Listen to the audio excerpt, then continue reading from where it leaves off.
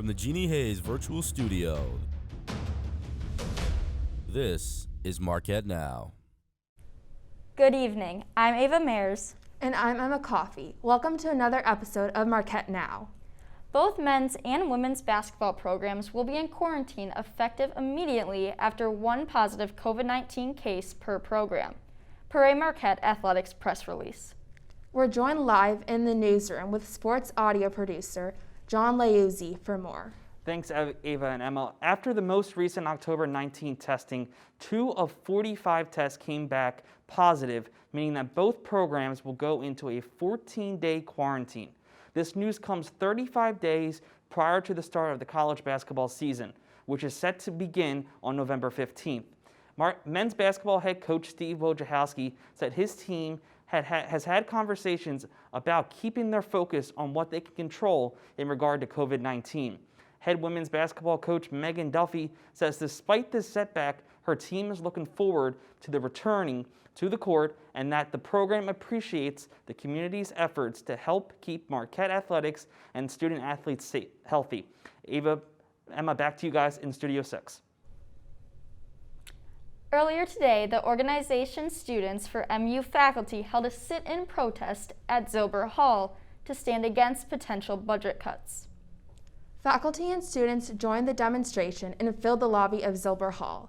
A few hours later, security asked protesters to present IDs and brought up student conduct violations, according to the Marquette Academic Workers Union's Twitter.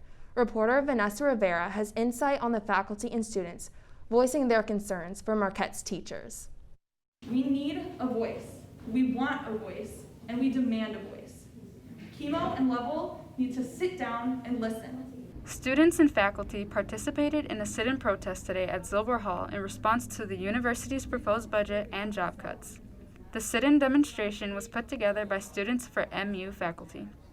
Due to COVID-19, the university faces a $45 million shortfall.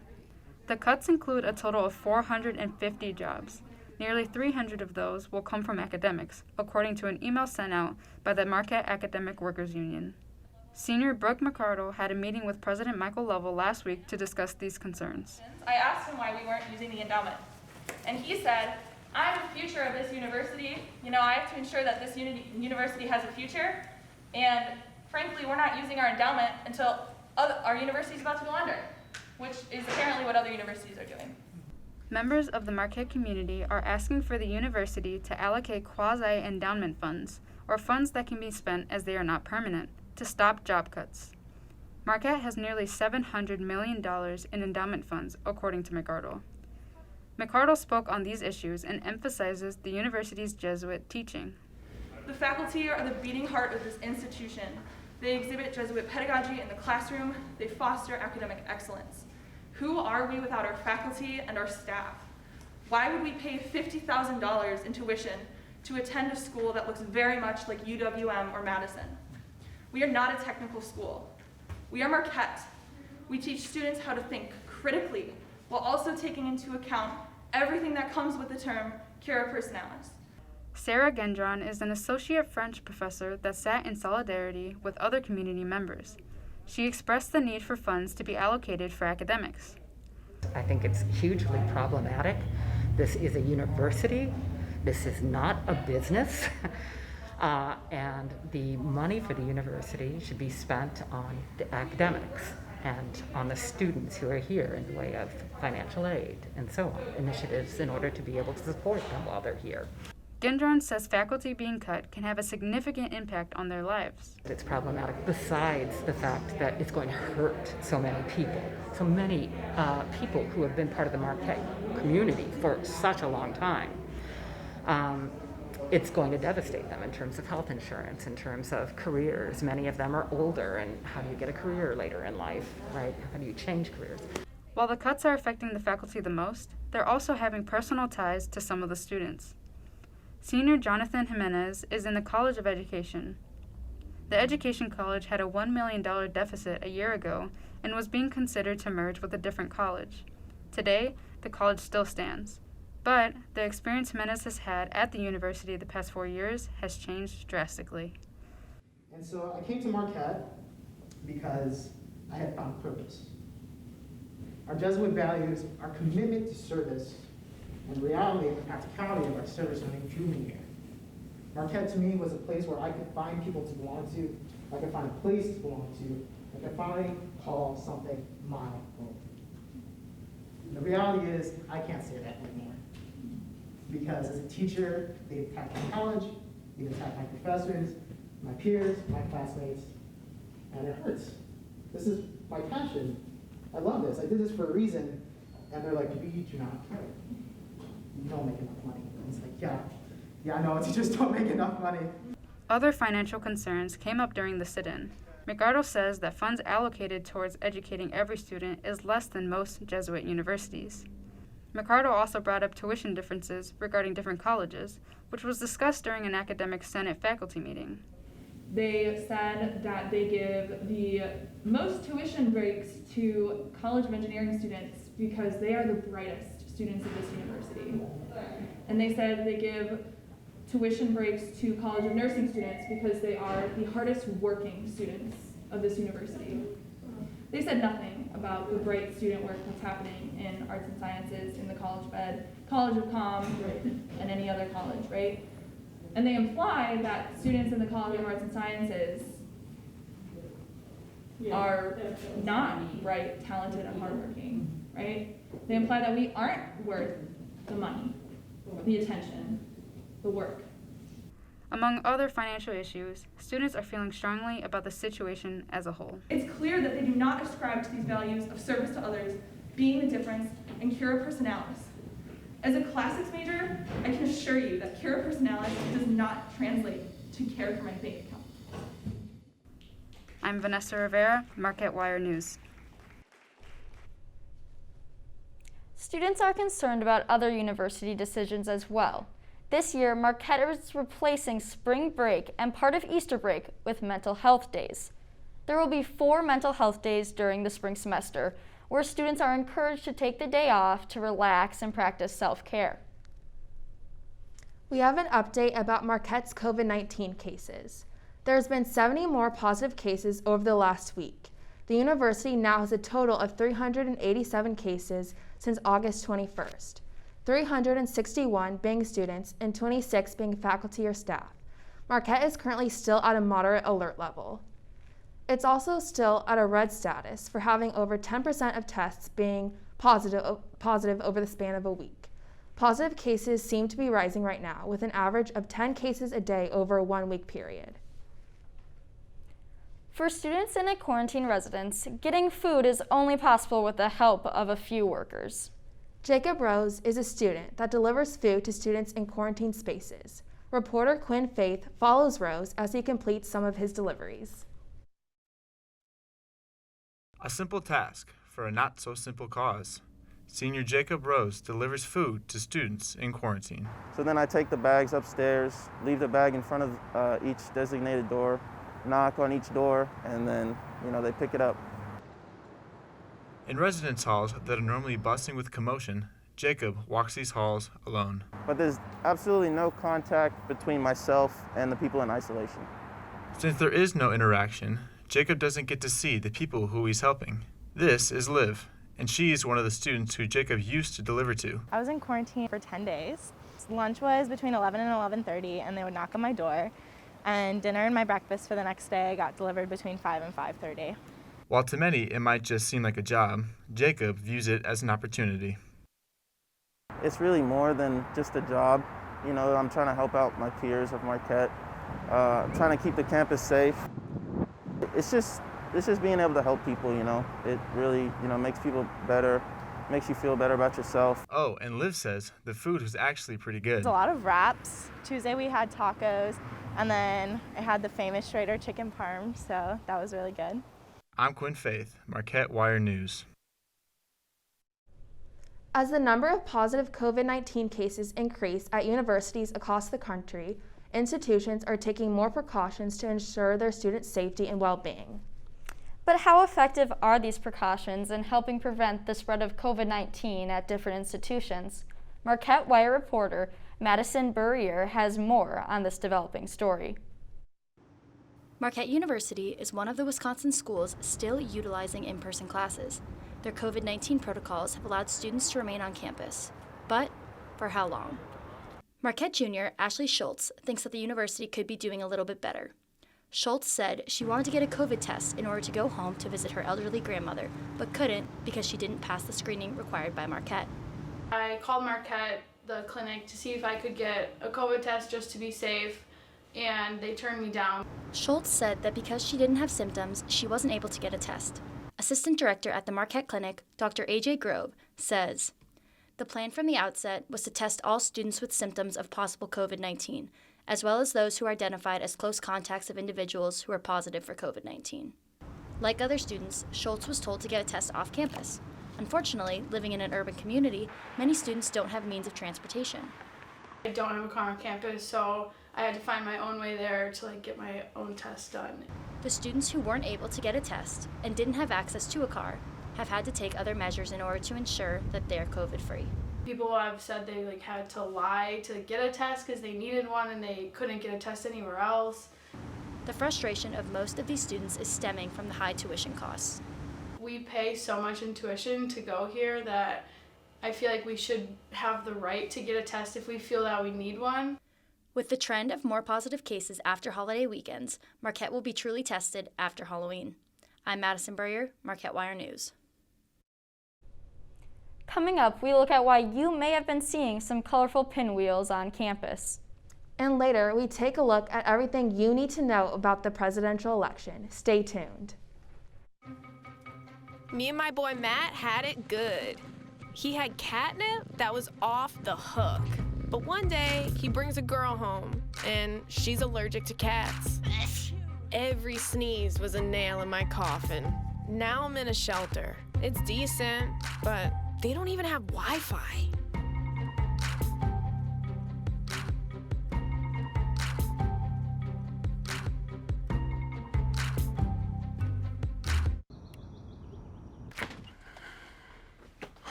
Welcome back. I'm Ava Mayers. And I'm Emma Coffey.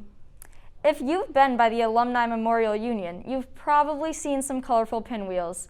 This week is Respect for Life Week, hosted by Marquette for Life. The pinwheels represent 10 women that have been helped with pregnancy centers in Marquette this year. Over 2,000 women have been provided support and free resources. Around the pinwheels are positive signs in support of all life and women. Respect Life is a month-long program to help people, quote, understand value and become engaged with building a culture that cherishes every human life, according to the organization's website. The annual Burley Lecture was last Thursday, featuring O'Brien Fellowship in Public Service Journalism Award winners. The winners spoke on their major strides in investigating the opioid crisis. Sarah Richardson has more on the story. The annual Burley Lecture is a highly anticipated event that is hosted by the Dietrich College of Communication in collaboration with the O'Brien Fellowship in Public Service Journalism. In a typical year, students and staff are busy organizing this event, held in the ballrooms in the Alumni Memorial Union. However, just like many other events, the Burley Lecture was held online this year. Washington Post journalists Sari Howerwitz and Scott Higham discussed their O'Brien Fellowship award-winning series, The Opioid Files. He had found out about a database, a secret confidential DEA database called ARCOS. At the same time, the Washington Post filed a very important lawsuit. His argument was, if they have this ARCOS database, and this is a public court case, that the public should be able to get this information. This case involved many well-known corporations across America. Walgreens, CVS, Walmart, Rite Aid are all being sued as part of this massive litigation. You know, some of the most trusted names in America are being accused of diverting drugs to the black market and not paying attention to what was happening in their stores. Just announced today, Purdue Pharma pleaded guilty in 3 felony counts over the opioid crisis. This is due to journalistic efforts from Horowitz and Higham. You know, sometimes you pick a story and sometimes a story picks you. And that's what happened with this story. It kind of picked us. For Marquette Wire News, I'm Sarah Richardson. Wisconsin is currently a hotspot for COVID-19 cases. With so many suffering from this virus, blood donation is more important than ever. Reporter Margaret Cahill attended the university's blood drive last Thursday to see firsthand how this effort is going. With many Wisconsin hospitals overwhelmed with COVID-19 patients, giving blood is more important than ever. Marquette held its annual blood drive last Thursday in the Henke Lounge located in the Alumni Memorial Union. Sophomore Ainsley Owen is president of the organization Be the Match, which helps with the blood drive and works with matching donors to people who need blood. I think it's one of those things like where it really doesn't hurt you, so why not do it to save someone's life? And I kind of think that there should be as many people as available as possible, especially for Be the Match. The blood drive was organized by the Varsity Blood Center of Wisconsin and Be the Match. Nicole Badura, Community Engagement Coordinator for the Varsity Blood Center of Wisconsin, explains why this blood drive and giving blood in general is important. I really loved seeing how many students that are coming out and donating obviously their time and their blood for patients in need. Even though we have the virus going on right now, it's even more important now than ever to be coming out and donating. So it's really great to see. The blood drive focused on social distancing and the safety of all who donated. And Badura said this event was a huge success. Marquette students who gave blood, such as Lucilia Radke, found this experience very rewarding. In one of my classes, we're learning about blood and how it's like the one thing that we can't make. Like we can make organs, we can do that kind of thing. But if people need blood, the only way to give it to them is getting it from other people. So I just think it's a really important cause. While the blood drive is over, the need for blood donations is still very present in the Milwaukee community. Reporting from the Alumni Memorial Union, I'm Margaret Cahill, Marquette Wire News. Now, I haven't had to pull up my parka quite yet. I don't know about you, Charlie, but these past few days it has been getting a lot chillier in Milwaukee. So let's hand it over to Charlie, who will tell us more about the upcoming forecast. Thank you. I haven't had to pull out my parka yet, mostly because I forgot it at my house, but it has been getting really chilly around here. So right now it's 50 degrees outside, humidity's at 53%, precipitation's at 20% for now, and the winds are coming out of the southwest about 5 to 10 miles per hour, really etching in that cold feeling for those out-of-staters who may not be used to it. So for our lows for overnight tonight, we have in Minocqua 28 degrees, up in Superior 29 degrees, in Green Bay 36 degrees. They suffered quite the loss on Sunday, so that's unfortunate. But moving down to Madison, 40 degrees, and in Milwaukee, 45 degrees for the overnight lows. Moving into tomorrow's highs, up in Superior, we have 37 degrees. Eau Claire is 44 degrees. Wausau, 48. Green Bay, 56, warming up a bit. And in Milwaukee, for the state high, 59 degrees. So looking into tonight, still 45 degrees, pretty chilly. Humidity at 77%, but our precipitation's moved up to 100%. So you're going to have to bundle up with some rain gear or maybe some umbrellas to kind of get rid of that cold feeling that's going to sink in if you forget that. And the winds are coming out of the east-northeast, really driving that rain in at 5 to 10 miles per hour. Looking into tomorrow, our high is about 59 degrees. Our humidity is at 89%, and our precipitation is at 90%, so it's still going to look like it might rain, so make sure you have your umbrellas and your rain jackets. And the winds are going to switch it up a bit out of the east to southeast at around 10 to 15 miles per hour, so it's really going to get driving in there, so make sure you have your rain gear. Looking into our 5-day forecast, 57 degrees for our high and 37 degrees for our low on Friday. Still a bit rainy, so make sure you're bundled up. Keep saying it, but you never know. Sunday, 46 degrees for our high and 39 degrees for our low, and partly cloudy or partly sunny, depending on how you cut the dice. And on Tuesday, it's going to be 44 degrees for our high, 32 degrees for our low. Again, partly sunny or partly cloudy, depending on how you look at it. So that's all I have for the Weather Train today. Stay tuned to hear from Nancy to give us everything about elections coming up next. I want to eat. apples and bananas. I need to eat apples and bananas. Why can't I eat apples and bananas? Support the Feeding America nationwide network of food banks to help provide meals to those in need. Join us at feedingamerica.org. When I first saw a turtle, my heart was full. Now I'm anything but lonely. We had this deep connection, this heart connection. He just wants to be close to you and part of your life. Every day with Turtle is a perfect day. When I'm holding her, it makes me feel calmer. I think everything he does shows how much he loves us. When we adopt a shelter pet, we discover they're a little bit of a lot of things. But they're all pure love. Hello and welcome back to Marquette Now. I'm Nancy Flaherty, your election analyst. I'm here with more election updates. According to the New York Times and CNBC, Joe Biden is currently leading Donald Trump in national polls. Biden is leading among women, young voters, and non-white voters in particular. However, the decision is still in the hands of a few swing states. Polls show that his lead in several key swing states is still lower than Hillary Clinton's lead at this time last year. But what do these polls mean and how accurate can they actually be? I'm now joined virtually by Charles Franklin, who conducts the Marquette Law School poll. Hello, Charles. Good evening. Good to be here. I'm glad to have you here. As the head of the Marquette Law School poll, typically, how accurate is polling in determining national elections? Pretty accurate, but as we saw in 2016, not perfect. The national polling in 2016 had Clinton ahead by 3.1 percentage points. She actually won by 2.1. So that was very, very close to the popular vote. Here in Wisconsin, though, we had over 34 polls in the fall. None ever had Trump ahead. And my poll had Clinton ahead by 6. And Trump won the state by just under 0.8 of a percentage point. So clearly polls are fallible. I think the most important message is polls don't vote, people do. It lies in the hands of the voters.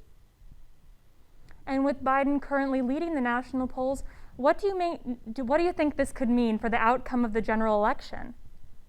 Well, I think the lesson from last time was that it is a matter of the Electoral College, not the national popular vote. So it makes sense to focus on individual states. Our last Marquette Law School poll had Biden ahead by 5 points here.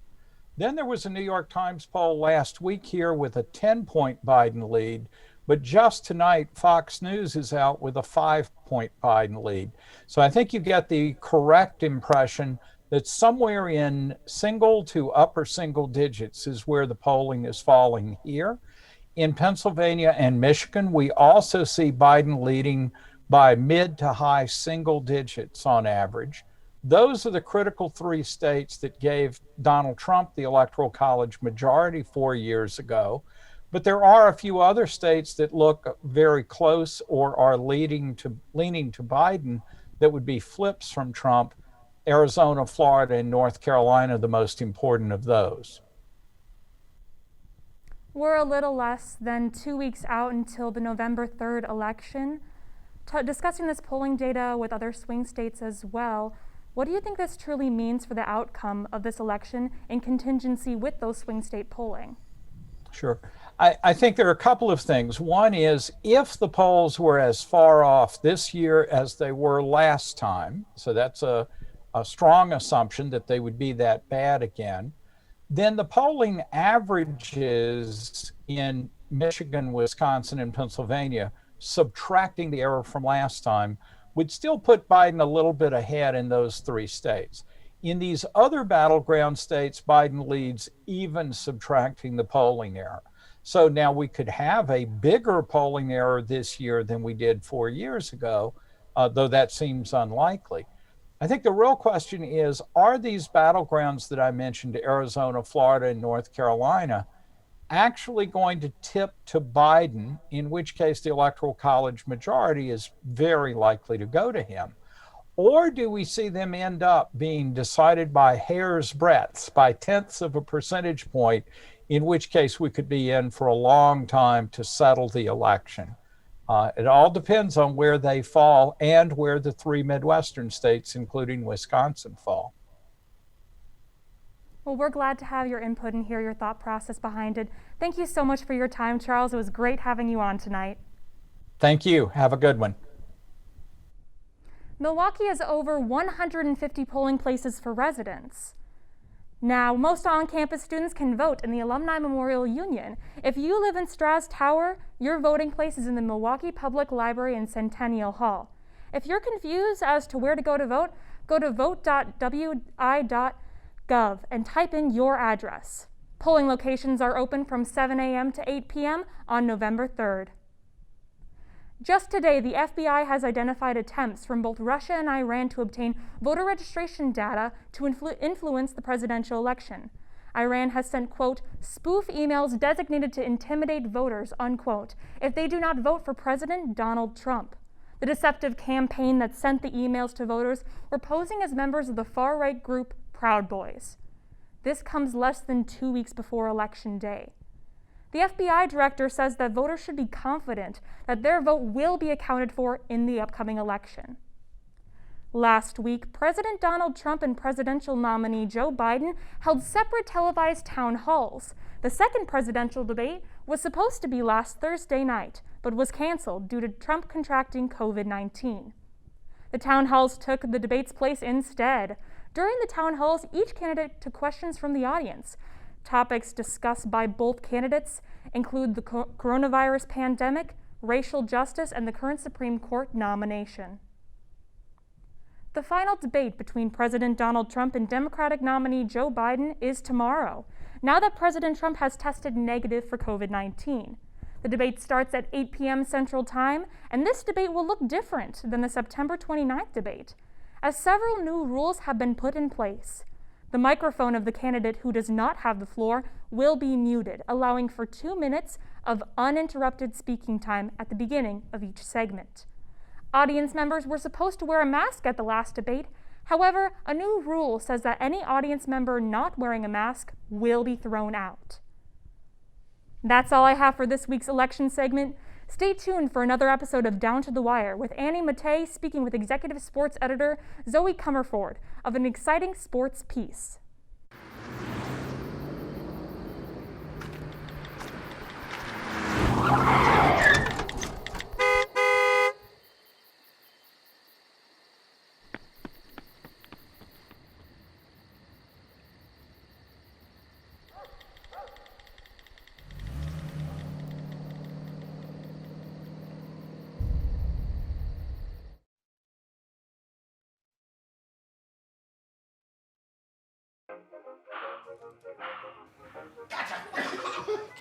I surrender. All right, pal. Get ready for the day, buddy. Hey, Dad. Hey, Dad. Do we have a gun? What's that? Do we have a gun?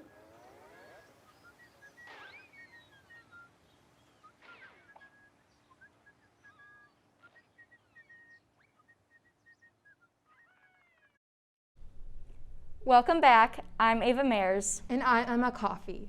Tonight we have managing editor of the Marquette Tribune, Annie Mattei, live in the newsroom with a special guest.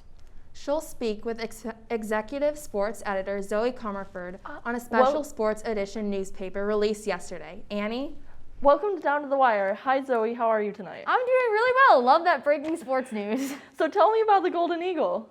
So the Golden Eagle usually is all about men's and women's basketball, but since obviously basketball is starting later this year, we decided to do something on coaches and athletes and social justice. So it's a little bit different than previous years. So how did you come up with the theme? I mean, you and I had plenty of meetings over the summer and just talking with my staff and what would be best, obviously with no basketball. So I think it's really cool that we got to put together something with no sports going on. And obviously it's really important social justice issues like voting, pay, underappreciation of women's basketball, protests, and athletes using their platform to speak out.